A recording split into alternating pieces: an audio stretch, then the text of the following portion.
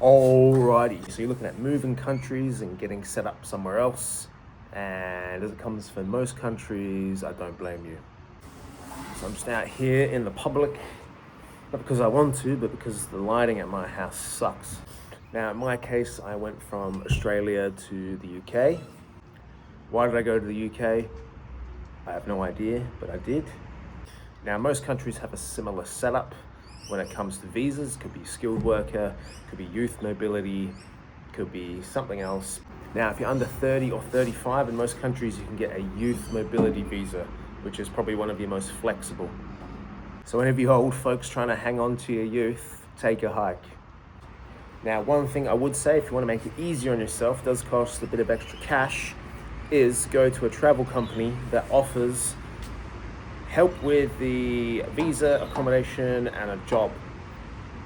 Like I said, they'll cost a little bit more, but it's worth it in the end. Because if you're doing it all yourself, then that's a lot of stress, especially if you're working over here, you've got other commitments, and then you're trying to get a visa along the way, especially if you're a criminal. So for example, in Australia, you've got the Working Holiday Club. You've got Global Work and Travel. There's a few others as well. And a lot of countries do have companies like this that can help. But just bear in mind, they do charge a little bit extra. So if you can get that sorted, one thing I really recommend is applying for jobs either before or when you get there. Even though these companies can offer you a job, sometimes they're not always available. So I wouldn't always rely on that. And my biggest tip is to get a live-in job. Now that could be a live-in support worker, that could be a live-in housekeeper, that could be a live-in carer. Oftentimes you don't need many qualifications, if any, to get these. And that opens up so much freedom.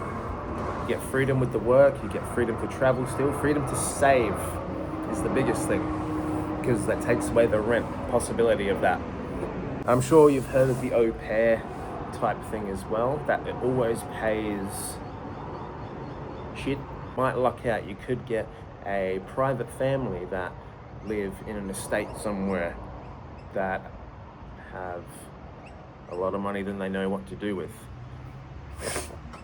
And some of these jobs pay really well, especially if you have experience as a nanny or a PA and they have a role to live in. You could be like groundskeeper Willie, just for a rich couple, and just take care of their holiday home. Now that is my recommendation.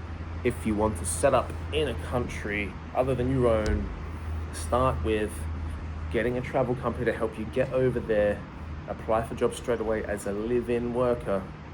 Now some of these visas might be 2 years.